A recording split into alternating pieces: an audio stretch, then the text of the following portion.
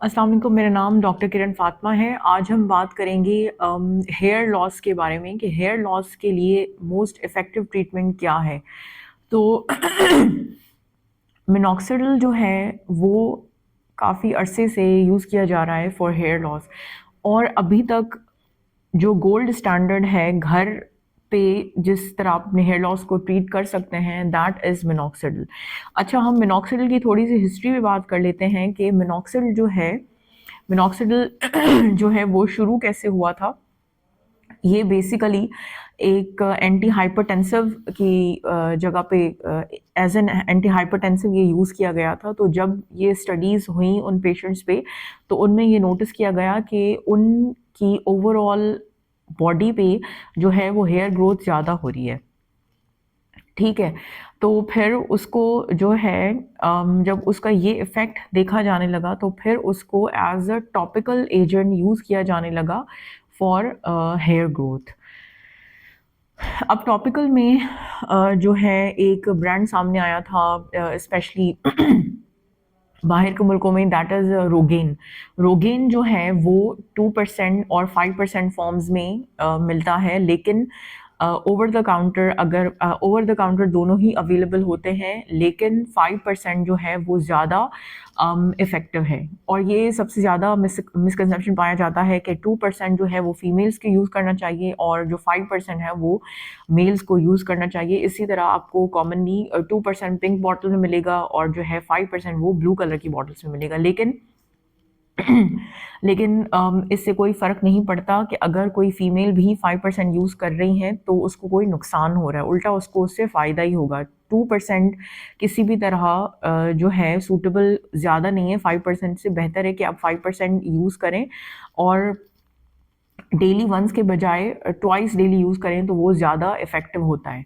अच्छा, मिनॉक्सिडिल जो है उसमें ये देखा गया है कि जो उसका जो स्प्रे फॉर्म है जिसमें लिक्विड निकलता है, उससे ज़्यादा इफ़ेक्टिव ये होता है कि आप फ़ोम में यूज़ करें, क्योंकि फ़ोम जो है वो ज़्यादा लेस इरिटेबल होता है, क्योंकि जो लिक्विड होता है उसमें स्पेशली ग्लाइकॉल यूज़ किया जाता है जो कि आपकी स्किन को इरिटेट कर सकता है और फिर आप उस प्रोडक्ट को जल्दी छोड़ सकते हैं। नेक्स्ट हम आ जाते हैं कि मिनॉक्सिडिल की जो एफिकेसी है वो किस तरह बढ़ाई जा सकती है। मिनॉक्सिडिल जो लगाया जाता है वो स्कैल्प पे लगाया जाता है, और स्कैल्प की जो स्किन है वो काफ़ी थिक स्किन होती है। ठीक है, उसकी जो सुपरफिशियल लेयर है that is stratum corneum. Stratum corneum जो है वो काफ़ी थिन लेयर होती है, लेकिन उसके नीचे जो सबकोटेनियस फैट होता है वो काफ़ी थिक और स्टबन होता है, और उसको पेनिट्रेट करना ज़रूरी है क्योंकि जो हेयर फॉलिकल्स होते हैं वो उसके अंदर होते हैं। तो ये ज़्यादा बेहतर होता है कि आप उन हेयर फॉलिकल्स तक वो दवा पहुंचाएं ताकि उन पे वो काम कर सके।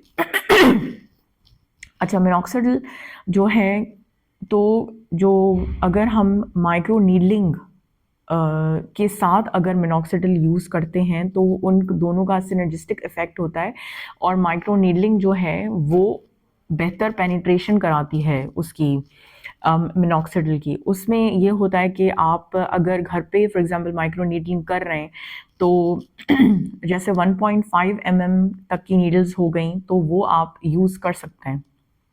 लेकिन उसमें सबसे ज़्यादा जो इम्पॉर्टेंट चीज़ है वो आपको एक तो हाइजीन का ख़्याल रखना है। आप अगर डर्मा रोलर यूज़ कर रहे हैं या डर्मा पेन यूज़ कर रहे हैं, तो डर्मा रोलर को स्पेशली अल्कोहल से क्लीन करना ज़रूरी है। ठीक है, और अगर डर्मा पेन यूज़ कर रहे हैं तो फिर उसकी या तो फ्रेश कार्ट्रिज यूज़ करें जब भी आप यूज़ करते हैं। और ऐसा नहीं है कि आप जिस दिन माइक्रो नीडलिंग कर रहे हैं उसी दिन आप मिनॉक्सिडिल यूज़ करेंगे, क्योंकि वो ज़्यादा इरिटेशन कॉज करेगा। तो आप इस तरह कर सकते हैं कि for example once a week आप माइक्रो नीडलिंग करें, और फिर जो बाकी 6 डेज़ हैं उसमें आप मिनॉक्सिडिल यूज़ करें। ठीक है। अच्छा, इसमें एक अगर आप घर पे कर रहे हैं डर्मा नीडलिंग, तो सबसे ध्यान रखना है कि आप कोई भी एक्सटर्नल इन्फेक्शन अंदर स्किन में नहीं पहुंचाएं। अच्छा, नेक्स्ट हम आ जाते हैं कि और हम किस तरह मिनॉक्सिडिल की एफिकेसी बढ़ा सकते हैं। 2024 में एक ट्रेंड आया था कि जो है ट्रेटिनोइन जो है, जो कि विटामिन ए डेरिवेटिव है, वो आपके बाल उगवा रहा है, ठीक है, बाल बढ़ा रहा है। लेकिन ट्रेटिनोइन अकेला कुछ नहीं कर सकता टू ग्रो योर हेयर।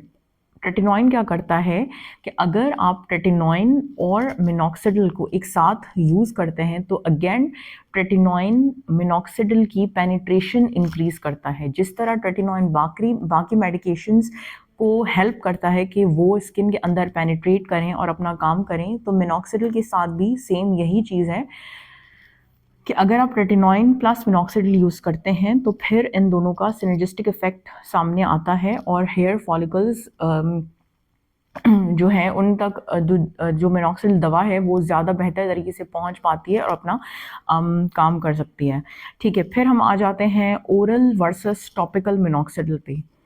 अच्छा, ओरल जो है इन एनी केस ज़्यादा बेहतर है देन टॉपिकल मिनॉक्सिडिल, लेकिन ये आपको अपने डॉक्टर के मशवरे से यूज़ करना होगा। और ओरल मिनॉक्सिडिल के जो हैं फिर साइड इफ़ेक्ट्स भी होते हैं। फॉर एग्जांपल अगर आप यूज़ करें, क्योंकि ये मेनली एंटी हाइपरटेंसिव मेडिकेशन है, ये हेयर ग्रोथ के लिए अप्रूव नहीं की गई, ठीक है। तो अगर आप ओरल मिनॉक्सिडिल यूज़ कर रहे हैं तो फिर आपको अपनी आइज़ के अराउंड पफिनेस और जो है ऑर्थोस्टैटिक हाइपोटेंशन, वो ये होता है कि आप जैसे ही फ़ौरन उठते हैं तो आपको चक्कर आते हैं और वीकनेस महसूस होती है, बीपी लो महसूस होता है, तो ये उसका साइड इफ़ेक्ट है।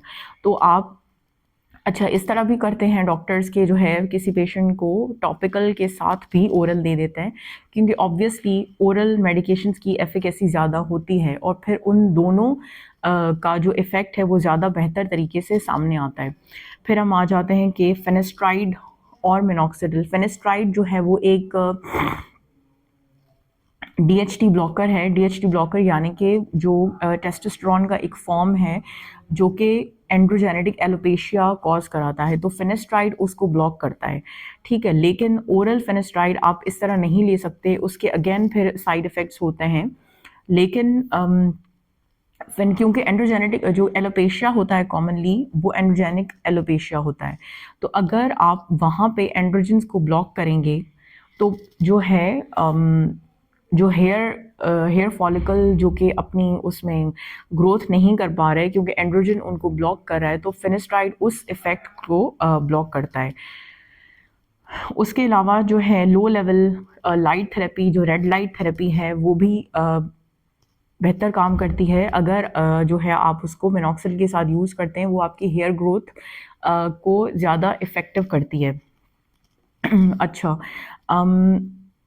फिर हम आ जाते हैं कीटोकॉनाज़ोल पे। कीटोकॉनाज़ोल जो है वो फॉर एग्जांपल शैम्पू में आपको कॉमनली ये एंटी फंगल इंग्रेडिएंट है जो कि आपको शैम्पूज़ में कॉमनली मिलता है। कीटोकॉनाज़ोल किस तरह काम करता है कि जो फंगस फॉर एग्जांपल यीस्ट आपका डैंड्रफ कॉज कर रहा है, वहाँ पे वो इन्फ्लेमेशन कॉज करता है, ठीक है। तो इनडायरेक्ट वे ये है कि कीटोकॉनाज़ोल उस इन्फ्लेमेशन को कम करता है। जब उस इन्फ्लेमेशन को कम करता है तो हेयर फॉलिकल हेल्दी होते हैं, जब हेल्दी होते हैं तो वो ग्रो करते हैं, ठीक है। और दूसरा ये है कि वो डायरेक्टली वो जो उसका एंटी फंगल इफेक्ट है वो एज एंटी एंड्रोजन इफेक्ट भी देता है, ठीक है। वो एक एंड्रोजन इनहिबिटर भी है। तो अगर एंड्रोजेनिक एलोपेशिया है तो जो कीटोकॉनाज़ोल है वो उसको बेहतर कर सकता है। अच्छा, फिर ये तरीका इस्तेमाल ये होता है कीटोकॉनाज़ोल शैम्पू का कि अगर आप यूज़ कर रहे हैं फॉर एग्ज़ाम्पल जब आप बात लेते हैं तो उस शैम्पू को 2 से 3 मिनट तक वहाँ छोड़ दें और थोड़ा हल्का सा मसाज करें ताकि उसकी एब्जॉर्प्शन हो और उसको टाइम मिले कि वो आपके स्कैल्प पे अच्छी तरह काम करे। देन हमारे पास ये है कि मिनॉक्सिडिल, ये बहुत सवाल आता है कि मिनॉक्सिडिल जो है क्या वो हमें सारी उम्र यूज़ करना है। तो कोई भी बीमारी, हेयर लॉस यानी कि अगर हम उसको एक बीमारी की तरह लेते हैं, तो कोई भी चीज़ अगर आपको सारी उम्र उसका इफ़ेक्ट देखना है तो बिल्कुल उसको आपको यूज़ करना पड़ेगा। उससे ये नहीं होगा कि आपके जो बाल झड़ने वाले थे वो और जल्दी स्पीड में झड़ जाएंगे, बल्कि वो अपनी एक ट्रेजेक्ट्री फॉलो करते रहेंगे। अगर आप अपने हेयर लॉस ट्रीटमेंट को जितना जल्दी शुरू करेंगे तो वो हेयर लॉस जो है टाइम के साथ बेहतर होता जाएगा। अगर आप कुछ भी नहीं करेंगे तो वो जितनी स्पीड में हो रहा था उसी स्पीड से होता रहेगा। हमें करना क्या है कि हमें हेयर लॉस की स्पीड को कम करना है और जो बाल बच गए हैं उनको बचाए रखना है। ठीक है। बाकी अल्टीमेट तो ये है कि हेयर ट्रांसप्लांट तो है ही है, लेकिन अगर हम अपने उस हेयर ट्रांसप्लांट को डिले करना चाहते हैं तो बेहतर है कि हम इसको यूज़ करते रहें। अगर आपको मिनॉक्सिडिल के बारे में और भी कोई क्वेश्चंस हैं या हेयर लॉस के बारे में तो आप मुझसे कमेंट सेक्शन में पूछ सकते हैं।